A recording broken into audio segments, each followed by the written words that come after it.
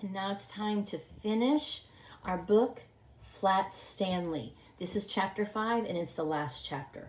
Arthur's Good Idea.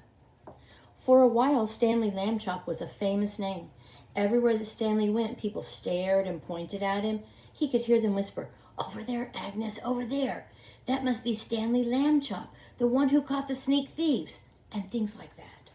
But after a few weeks, here he is walking, people talking about him. After a few weeks, the whispering and the staring stopped. People had other things to think about. Stanley did not mind. Being famous had been fun, but enough was enough. And then came a further change, and it was not a pleasant one.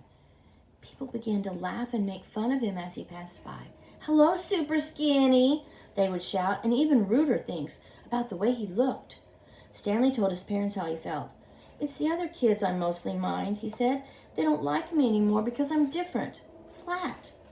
"Shame on them," Mrs. Lambchop said. "It is wrong to dislike people for their shapes, or their religion for that matter, or the color of their skin." "I know," Stanley said. "Only maybe it's impossible for everybody to like everybody." "Perhaps," said Mrs. Lambchop, "but they can try." Later that night, Arthur Lambchop was woken by the sound of crying. In the darkness, he crept across the room and knelt by Stanley's bed. "Are you okay?" he said. "Go away," Stanley said. "Don't be mad at me," Arthur said. "You're still mad because I let you get tangled the day you were my kite, I guess." "Skip it, will you?" Stanley said. "I'm not mad. Go away." "Please, let's be friends." Arthur couldn't help crying a little too. "Oh, Stanley," he said, "please tell me what's wrong." Stanley waited for a long time before he spoke. "The thing is," he said, "I'm just not happy anymore. I'm tired of being flat. I want to be a regular shape again, like other people.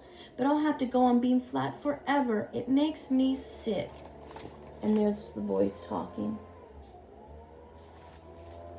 "Oh, Stanley," Arthur said. He dried his tears on a corner of Stanley's sheet and could think of nothing more to say. "Don't talk about what I just said." Stanley told him, "I don't want the folks to worry. That would only make it worse." "You're brave," Arthur said. "You really are." He took hold of Stanley's hand. The two brothers sat together in the darkness, being friends. They were both still sad, but each one felt a little better than he had before.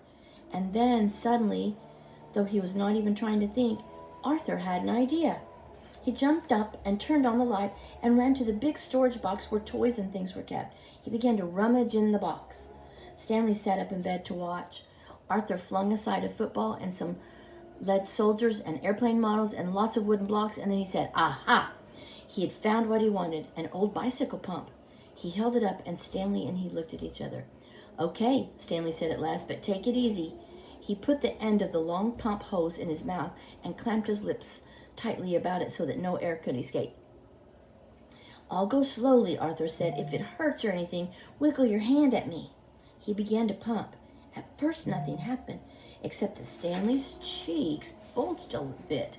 Arthur watched his hand, but there was no wiggle signal. So he pumped on. Then suddenly Stanley's top half began to swell. "It's working! It's working!" shouted Arthur, pumping away. Stanley spread his arms so the air could get around inside him more easily. He got bigger and bigger. The buttons of his pajama top burst off. Pop, pop, pop.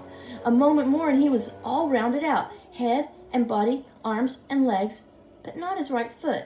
That foot stayed flat. There he is. Arthur stopped pumping. "It's like trying to do the very last bit of those long balloons," he said. "Maybe a shake would help." Stanley shook his right foot twice, and with a little whooshing sound, it swelled out to match the left one. There stood Stanley Lambchop as he used to be, as if he had never been flat at all. "Thank you, Arthur," Stanley said. "Thank you very much." The brothers were shaking hands when Mr. Lambchop strode into the room with Mrs. Lambchop right behind him. "We heard you," said Mr. Lambchop. "Up and talking when you ought to be asleep, eh? Shame on—" "George," said Mrs. Lambchop, "Stanley's round again." "You're right," said Mr. Lambchop, noticing. "Good for you, Stanley." "I'm the one who did it," Arthur said. "I blew him up." Everyone was terribly excited and happy, of course. Mrs. Lambchop made hot chocolate to celebrate the occasion. And several toasts were drunk to Arthur for his cleverness. When the little party was over, Mr. and Mrs. Lambchop tucked the boys back into their beds and kissed them, and then turned out the light. "Good night," they said. "Good night," said Stanley and Arthur. It had been a long and tiring day. Very soon all the Lambchops were asleep. The end. Now you're going to watch the next video, and you are going to take your flat Stanley, your paper person, and mail your paper person to someone else. You'll hear more directions about writing that letter in the next video.